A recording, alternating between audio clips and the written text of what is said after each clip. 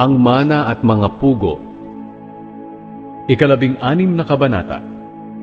Mula sa Elim, nagpatuloy sa paglalakbay ang mamamayan ng Israel hanggang sa makarating sila sa ilang ng Zin na nasa gitna ng Elim at ng Sinai. Nakarating sila roon sa 15 araw ng 2 buwan mula nang lumabas sila sa Ehipto. Doon sa ilang, nagreklamo ang lahat ng mga Israelita kina Moises at Aaron. Sinabi nila, "Mabuti pang pinatay na lang kami ng Panginoon sa Ehipto.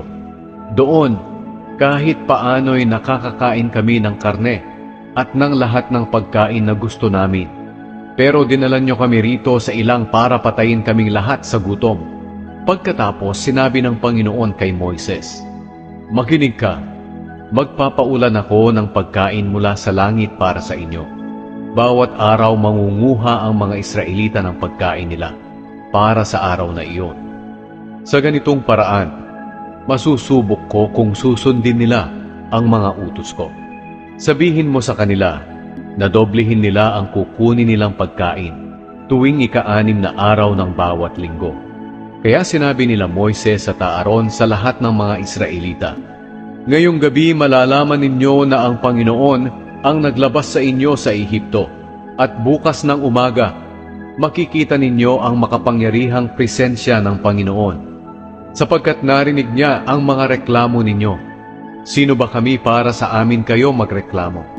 Sinabi pa ni Moises, "Bibigyan kayo ng Panginoon ng karne na kakainin ninyo sa gabi, at bubusugin niya kayo ng tinapay sa umaga, dahil narinig niya ang pagrereklamo ninyo sa Kanya. Hindi kayo nagrereklamo sa amin kundi sa Panginoon. Sino ba kami para sa amin kayo magreklamo?" Sinabi ni na Moises at Aaron, "Sabihin ninyo sa buong mamamayan ng Israel na lumapit sila sa presensya ng Panginoon, dahil narinig niya ang pagrereklamo ninyo." Habang nagsasalita si Aaron sa buong mamamayan ng Israel, tumingin sila sa ilang, at nakita nila ang makapangyarihang presensya ng Panginoon sa ulap.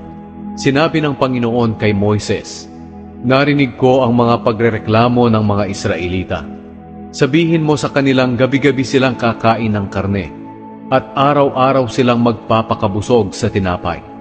At malalaman ninyong ako ang Panginoon na inyong Diyos." Nang dapit hapon ding iyon, dumagsa ang mga pugo at napuno nito ang buong kampo. Kinaumagahan, basa ng hamog ang buong kampo. Nang mawala ang hamog, may nakita silang maliliit na bagay sa lupa na puting-puti. Hindi nila alam kung ano ito, kaya nagtanungan sila, "Ano kaya iyan?"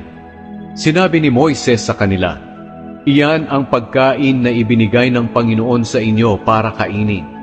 Sinabi ng Panginoon na ang bawat isa sa inyo'y mag-ipon nito ayon sa inyong pangangailangan, mga 1 salop bawat tao." Kaya nanguha ang mga Israelita ng mga pagkain ito. Marami ang kinuha ng iba, habang ang iba naman ay kaunti lang. Nang takhalin nila ito, 1 salop ang nakuha ng bawat tao. Ang nagtipon ng marami ay hindi sumobra, at ang nagtipon ng kaunti ay hindi naman kinulang. Tamang-tama lang ang nakuha ng bawat isa.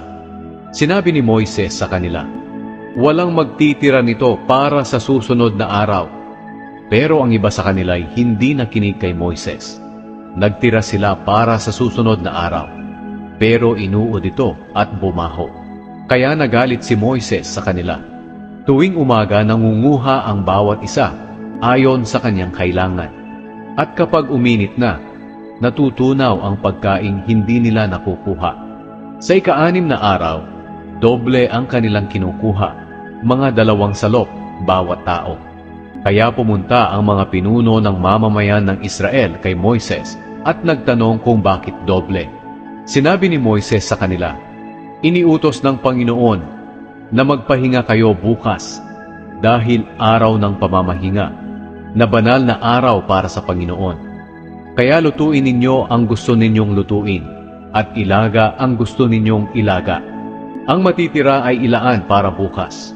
Kaya itinira nila ito para sa susunod na araw, ayon sa iniutos ni Moises.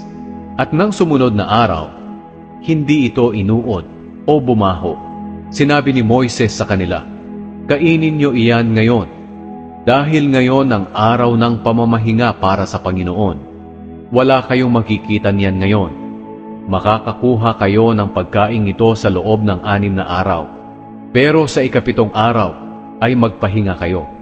Sa araw na iyon, wala kayong makukuhang pagkain." May mga tao pa ring lumabas para manguha ng pagkain sa ika-7 araw, pero wala silang nakita. At sinabi ng Panginoon kay Moises, "Hanggang kailan ba susuwayin ng mga taong ito ang aking mga utos at katuruan? Alalahanin ninyo na binigyan ko kayo ng araw ng pamamahinga. Kaya nga tuwing ika-6 na araw ay dinodoble ko ang pagkain ninyo. Dapat manatili sa bahay niya ang bawat isa sa ika-7 araw. Walang lalabas para kumuha ng pagkain." Kaya nagpahinga ang mga tao sa ika-7 araw. Tinawag na mana ng mga Israelita ang pagkain, para itong maliliit at mapuputing buto, at matamis kagaya ng manipis na tinapay na may pulot. Sinabi sa kanila ni Moises, "Ipinag-utos ng Panginoon na magtago kayo ng isang salop na mana para sa susunod pang mga henerasyon, para makita nila ang pagkaing ibinigay ko sa inyo sa ilang nang inilabas ko kayo sa Ehipto."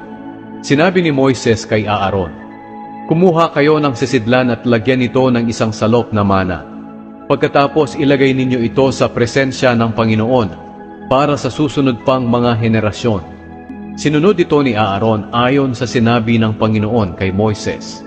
Inilagay ni Aaron ang mana sa kahon ng kasunduan para maitago. Kumain ang mga Israelita ng mana sa loob ng 40 taon, hanggang sa makarating sila sa lupain ng Kanaan. Bawat araw, nag-iipon ang bawat isa sa kanila ng isang omer na mana, mga isang salop.